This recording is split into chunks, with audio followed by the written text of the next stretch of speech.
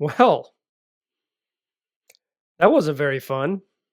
Blazers get shellacked by the Clippers. Let's talk about how little fun there was. Welcome to Locked On Blazers. Let's get into it.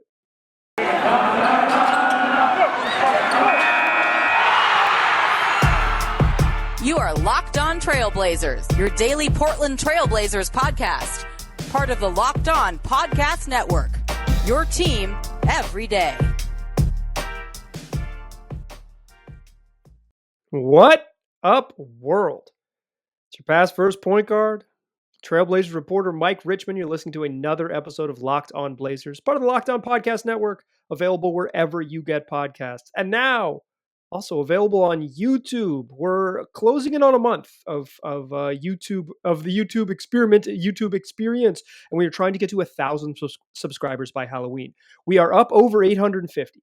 We are less than 150 away. Cannot get to 1,000 without your help. So if you're listening to this podcast right now, if whether you're watching on YouTube and you haven't subscribed yet, or you're listening on in your podcast feed and you haven't subscribed over on YouTube, do it now. Support the show. I would really, really, really appreciate it. Now, we got to talk about a Blazers game where they looked terrible. Let's just go ahead and get that over with up front. Let's call it like it is. They sucked. This was a stinker. Whatever euphemism you want to use, they were bad in this game.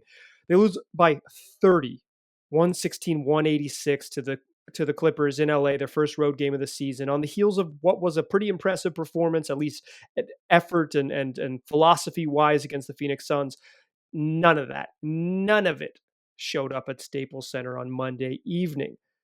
Let's break down what we saw and all the implications of what we saw. But first, the fastest recap in the West. It started bad early. The Blazers were down 31-17 after one, and they looked flat right out of the gate. You knew that this was a team that they just didn't have the same juice. They didn't have the same burst that they had coming into Saturday's game. They did not play with that type of attentiveness. I don't even know if it was an energy, but an attentiveness. Down 14 after one, and the first half it didn't get completely out of control, but you saw all of their problems pop up. They had 11 first half turnovers, leading to 14 Clipper points. They shot 6 of 23 from three, including 0 for 5 from Damian Lillard.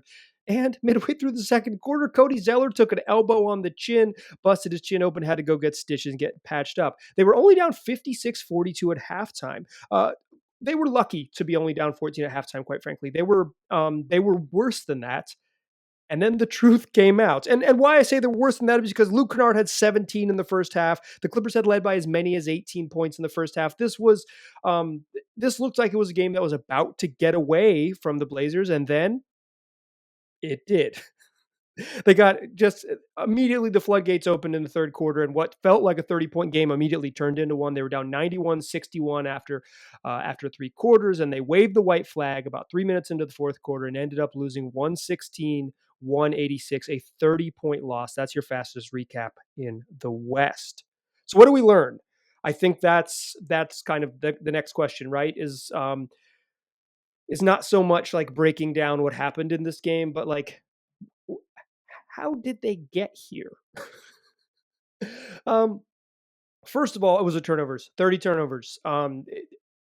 Some of those were late, but still it was the most turnovers by a Clippers opponent in franchise history. Paul George had 8 steals. They were sloppy early on, and they were sloppy in every way. They were sloppy where, you dribble into a crowd and lose your dribble. You dribble off your foot unassisted. You try to make a pass that isn't there.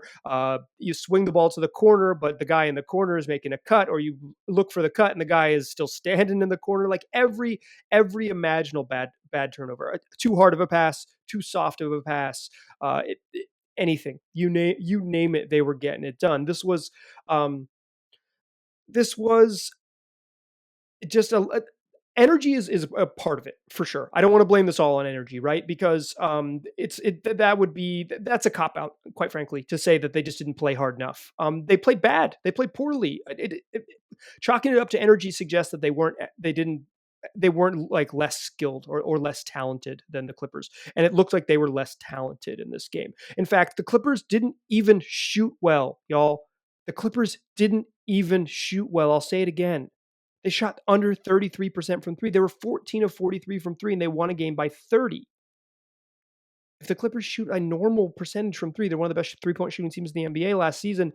They're likely to be back there again. They've been one of the best offenses in the league this year. The Blazers have been the other one, but they've been, one of the 5 best offenses in the league to the first week of the season. If they have a normal offensive night, the Blazers lose this game by 50.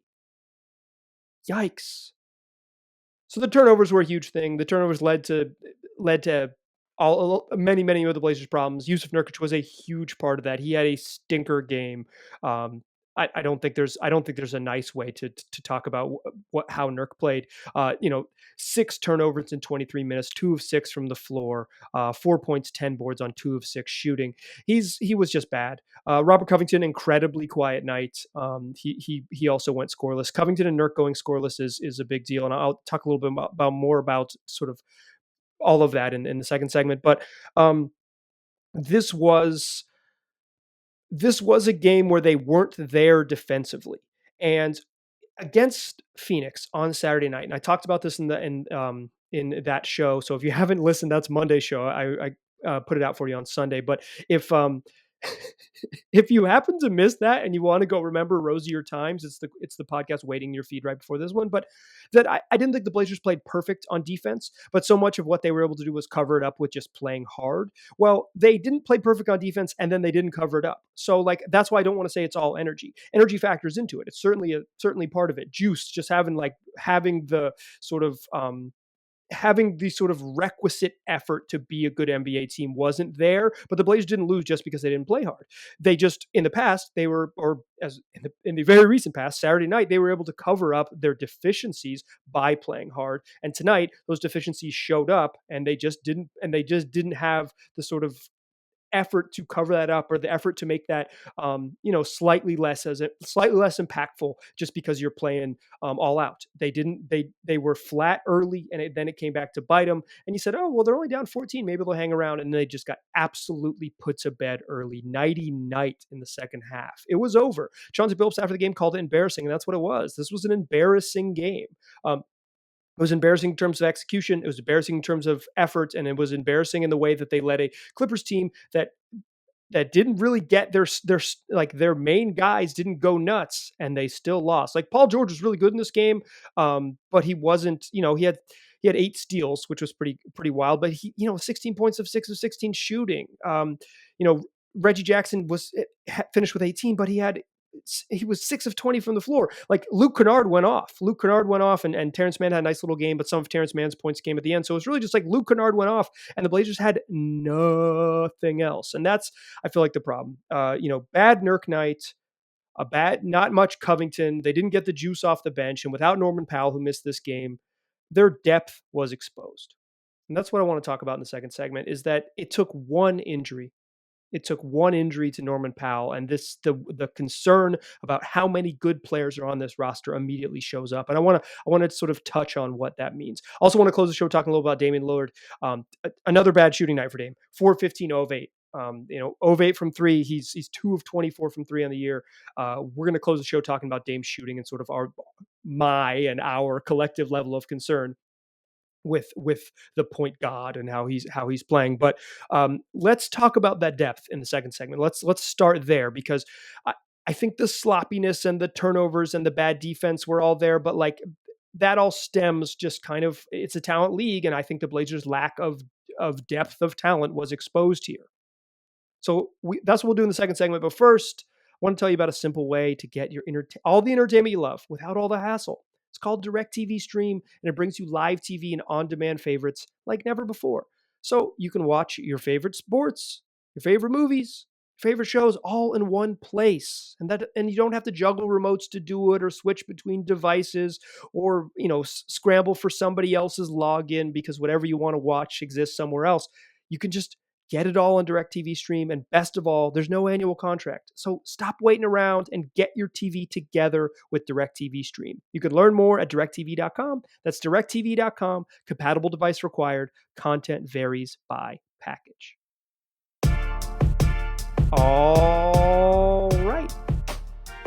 So we're talking about the Blazers' beatdown at the hands of the Clippers. A shellacking in Staples Center. First road game of the season went poorly. And unlike the game against the Kings, where the Kings are undermanned and the Blazers could scramble and stayed close enough that they could scramble after being down big, down 18 in the third quarter. They could scramble back and make it a game. The Clippers are good. This is a playoff level team. This is basically the bones of a team that made the Western Conference Finals last year. Your mileage may vary on what they do during the regular season, but this is a really good basketball team, and they expose the Blazers for being, quite frankly, a team that has a really thin margin for error, and the margin for error might be as thin as one dude tweaks his knee. Norman Powell misses tonight's game. He's got a knee sprain. They're calling it a patellar tendon sprain. He said he kind of felt it get tweaked in that game against Phoenix, and he played a couple possessions, and then he all of a sudden it was just hurting him too much, and he knew something was wrong, so he subbed himself out midway through the second quarter, didn't come back. So here's what the Blazers do. They have to. This is their first chance to kind of figure out what life looks like without down one guy. Injuries are part of the game. Every team is going to get bumps and bruises. It doesn't sound like Norman Powell's going to miss a lot of time, but he could miss several games. Like I talked about on Saturday night, he can miss a chunk of games just because your knees are important, and he looked like he was hurt. It's really good news that he's not out for months and months and months. We're talking weeks at the most, but he's going to miss some time. And the first experiment, missing some time, exposed kind of what the Blazers' issues. And let's kind of dig into what that looked like. Damian Lillard starts at point guard. CJ McCollum starts shooting guard.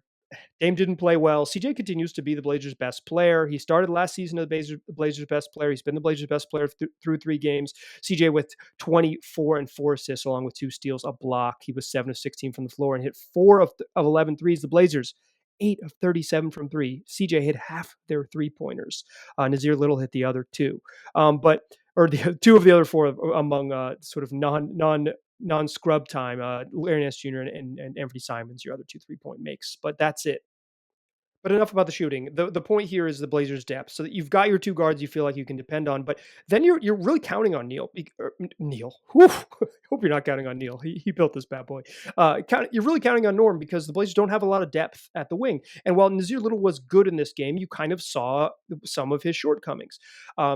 What the Blazers missed without Norman Powell was not only that other creator on the offensive end to kind of get them going, and particularly kind of free Dame up, because there's another guy you have to account for, another guy who can get to the rim, another guy you can hit the ball ahead to, and he can create an advantage.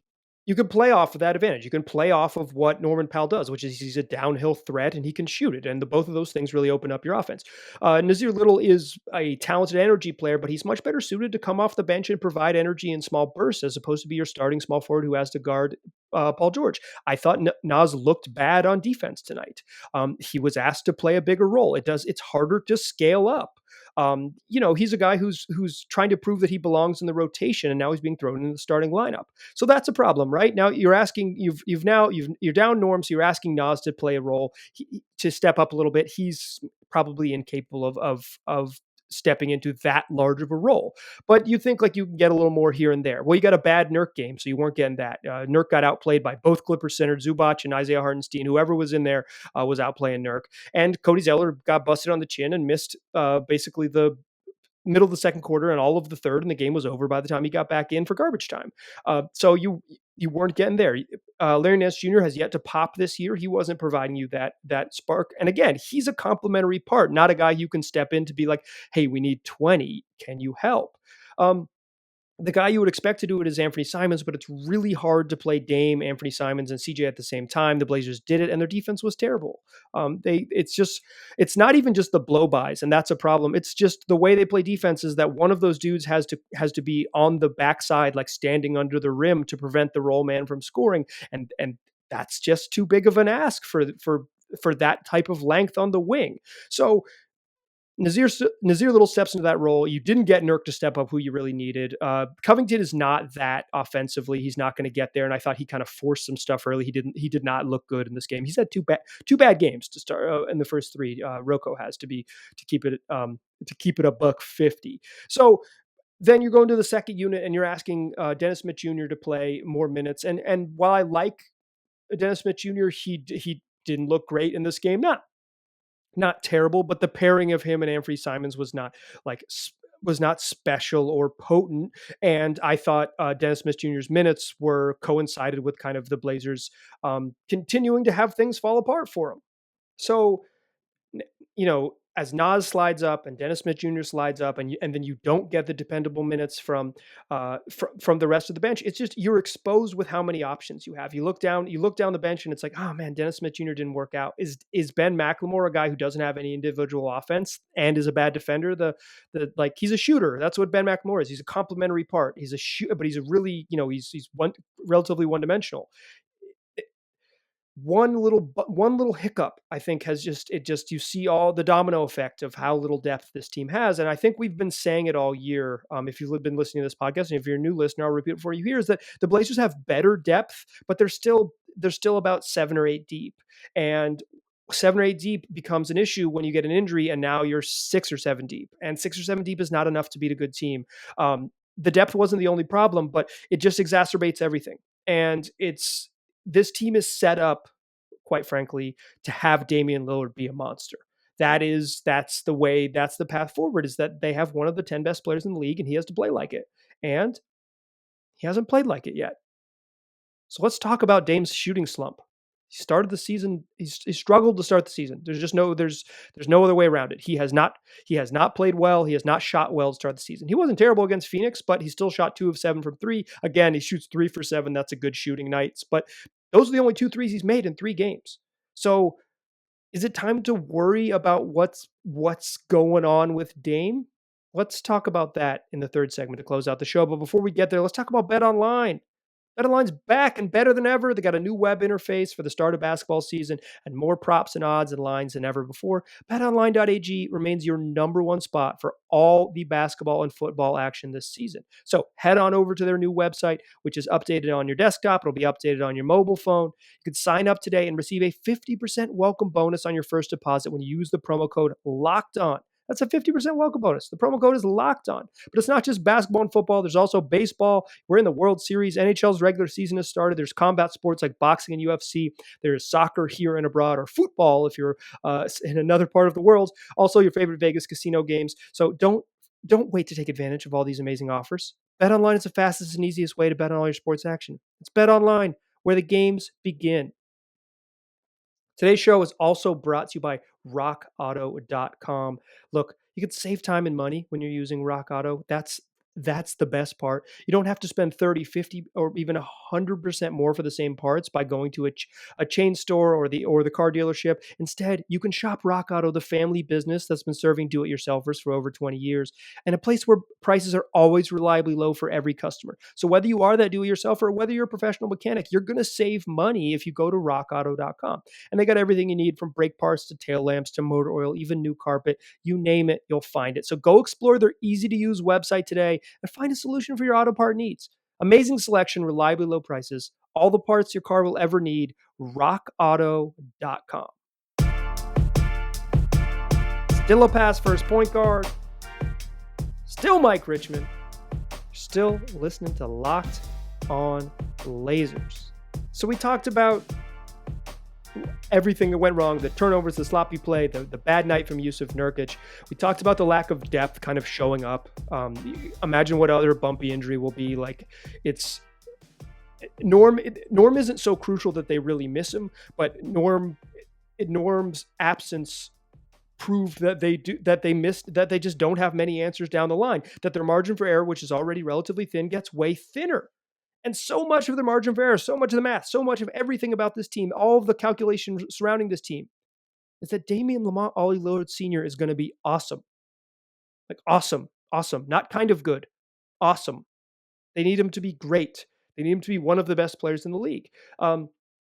He was fine against Phoenix. Like, he had a really good floor game. He set up the offense really well early. He didn't shoot very well from 3, 2 of 7, but he shot above 50% from the field. But he didn't have that offensive explosion. He wasn't offensively dominant, and a couple of his misses from 3 were makeable shots. Like, he's missing open ones, so it feels worse when you're watching.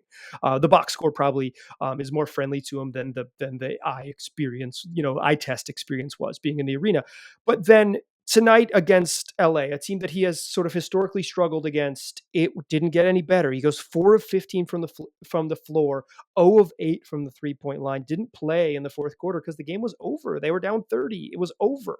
The game was over. It was over with 5 minutes left in the third. Like, they were cooked, flambéed. I told you, you can use whatever euphemism you want, so I'm going to get a bunch in here. But Dame is on the year is 18 for 50 from the floor, 2 of 24 from 3. So those are like the numbers to know, right? Like, you can impress your friends by being like, "Well, he's only 2 of 24 from 3." But the bigger question is like, are you worried about Damian Lillard? Is there reason to worry about Dame? And I feel like um the very simple answer to that is no. No. 3 games is a really small sample. It's too early, and it's just not enough minutes to worry so much. Like I said, like, he just didn't have an explosion against Phoenix. He did not shoot well against against the Kings at all. It's not a particularly good defensive team.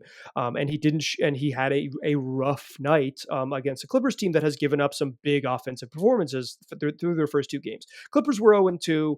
They're back home. They just lost at home to the Grizzlies. Like, this was a team, they've lost to the Grizzlies and Steph Curry. Like, this was a team that needed to the Steph Currys, the Warriors. Like, this is a team that needed to win. Like, they desperately needed to win, and then they came out and played like it, and the Blazers didn't. And I don't think the Blazers were like fat and happy. I think there was like a lack of focus, lack of energy, like I said. But so much of it is just like Dame needs to get going. So it's like I'm not worried yet. I want to be clear here.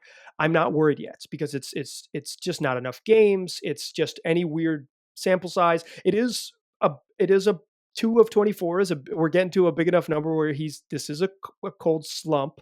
And he didn't play at all in like pretty much at all in the preseason. He played very little, which at the time I didn't really love because they're trying a new system and they're trying all these new things, and I wanted them to see like play 5 good minutes of basketball in the preseason. If you'll recall that podcast, I said he didn't need to play a bunch, but like I think it would be better for the team if they had 5 good minutes on offense. And against Phoenix, you saw them touch sort of some of their heights in terms of shooting. This team could be a really good shooting team, and they have better shooters than our Dame. But when you take Norm off the court, they have a lot less. Nazir Little didn't struggle shooting, but I thought he struggled in other phases of the game, and kind of he just doesn't have the same dynamic on offense. But this whole, I think some of Nurk's struggles are Dame not loosening things up. Dame isn't the one dropping the ball when Yusuf Nurkic passes to him. Let's be clear. The Yusuf Nurkic, Yusuf not being able to catch is a Yusuf problem. But I think if Dame was flame throwing, there's just more space on the pick and roll. There's more danger. There's more. The defense is just so much more attentive on what the point guard is doing, and it opens things up for Nurk. That's not an excuse for Nurk, but I think it's part of. I think it's one of the dominoes with all of these things. So, well, I think it's too early to worry about Dame. I think it's not too early to say this is a shooting slump that is concerning. He's going to tell you he's fine. Dame's going to say the right things. He's not one to make excuses. And typically he has backed it up. But like this this is a rocky enough start against in varying outcomes, right? Like a close game he didn't shoot well, a blowout where he just didn't have an offensive explosion, and a beatdown where he just never got going. The Blazers can get beat down when Dame plays well. It's not he doesn't guarantee a competitive game, but I think if he plays this poorly, he guarantees a pretty substantial loss. This is they just have their limitations are such that they do not have the depth with and one injury exposed it, and they don't have the sort of star depth beyond Dame and CJ to lift themselves to the heights to compete against Western Conference playoff teams. I'm not freaking out about Damian Lillard shooting the same way I wasn't freaking out after the Kings loss. I'm not even freaking out after this loss. I think the Blazers got exposed a little bit in the way that Saturday showed what they can be if they play hard. This game showed how much effort they had, like how much effort covers up for sort of their deficiencies. If they don't play hard, they're going to get walloped. They're going to get steamrolled. because they're just not quite good enough to be a low effort team. They're not quite good enough to try to figure it out in the final 30 minutes of a game, or they can't punt a half and figure it out. They're not that good. They're just not that good.